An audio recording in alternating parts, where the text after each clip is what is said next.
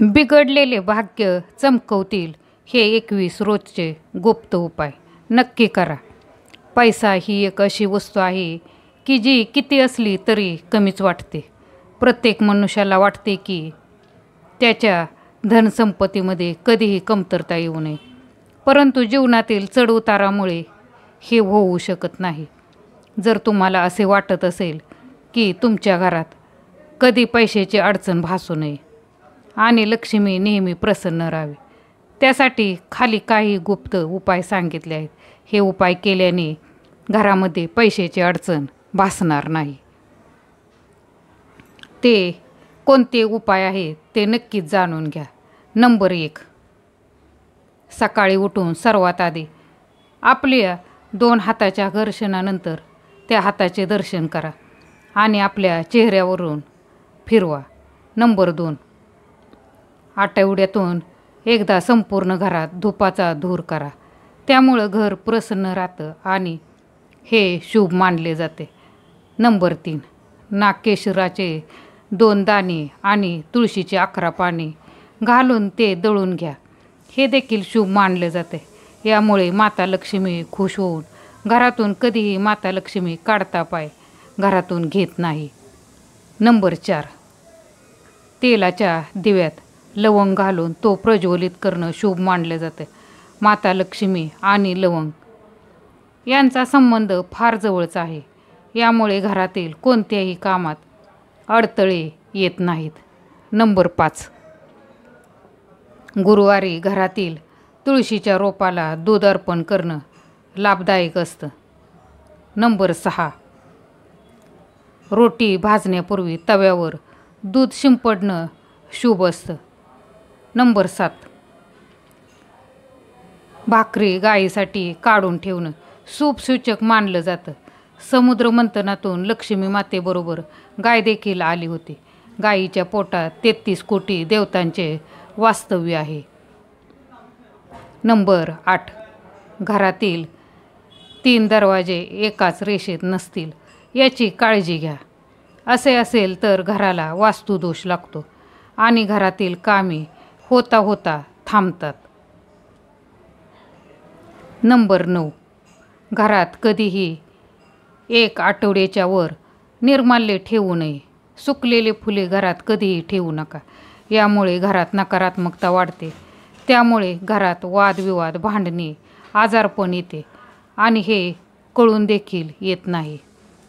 Number 10, महापुरुषांचे आशीर्वाद देतानाची चित्रे घरात लावा. अशी चित्रे लावल्यामुळे आपल्याही मनात उच्च विचार येतात.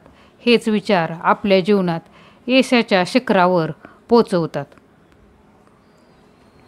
नंबर 11, मोडकं तोडकं सामान, रद्दी आणि गरजेच्या नसलेल्या वस्तू घरात ठेवू नका. तसेच किचनमधील दांडे नसलेली कढई, पॅन, तवा, चिरलेली भांडी घरात नकारात्मक ऊर्जेचा प्रवाह वाढवतात. त्यामुळे घरातील कामे कधीही यशस्वी होत नाहीत. नंबर 12, नळ गळणारे नसतील याची काळजी घ्या. गळके नळ कधी आपल्या पैशाला गळती लावतील सांगता येत नाही. घरामध्ये येणारे अचानक आजारपण, कोर्ट कचेरीची कामे यांच्यासाठी घरातील पैसा खर्च होतो. ते आपणास कळत नाही. नंबर 13, गोलाकाराचं फर्निचर घरात असेल तर ते शुभ मानले जाते. तसेच जास्त दिवसाचे लाकडी सामान घरात ठेवू नका. तसेच तुटलेले तर अजिबात ठेवू नका. लाकूड घरामध्ये नकारात्मक ऊर्जा निर्माण करतात. नंबर 14, तुळशीचे रोप घरामध्ये पूर्व दिशेला लावा आणि निळ्या कलरचे गोकर्ण उत्तर दिशेला लावल्याने घरात कधीही पैशाची कमी राहत नाही. म्हणजेच पैसा हा 4 बाजूने येण्यास सुरुवात होईल. नंबर 15, पाण्याचा निचरा उत्तर किंवा पूर्व दिशेला करणे आर्थिक दृष्टिकोनातून शुभ असते. नंबर 16, आग्नेय दिशेच्या कोपऱ्यात हिरवळीचं चित्र जरूर लावा. नंबर 17, वास्तुशास्त्रानुसार माता लक्ष्मीचा फोटो दक्षिण दिशेला लावणे शुभ नाही. यामुळे घरातील सुख समृद्धी दूर होते आणि गरिबी येते.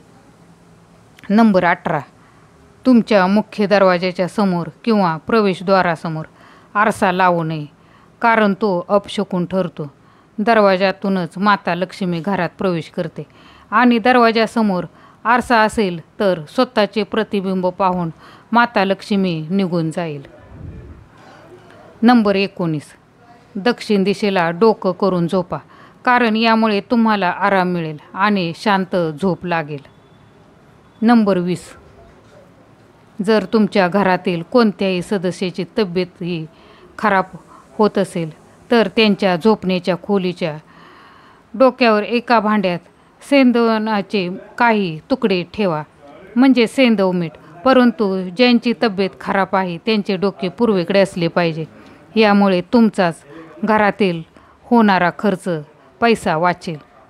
नंबर 21, तिजोरीत गुंजाचे बी ठेवल्याने धनामध्ये वाढ होते.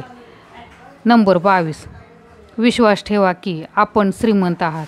आपल्या घरात श्रीमंत व्हायचे आहे तर आपल्याला धनाट्य लोकांप्रमाणे विचार करावा लागेल.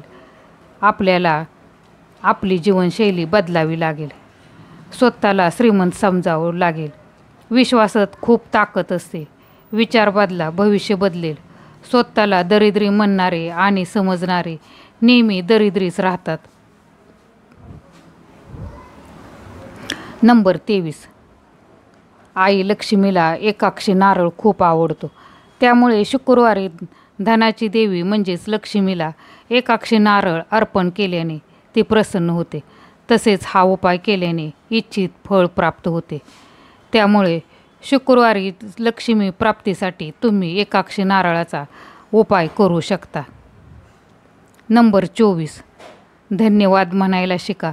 प्रत्येकजण परमेश्वराकडे काही ना काही याचना करत असतो, परंतु धन्यवाद देण्यासाठी किती लोक जातात.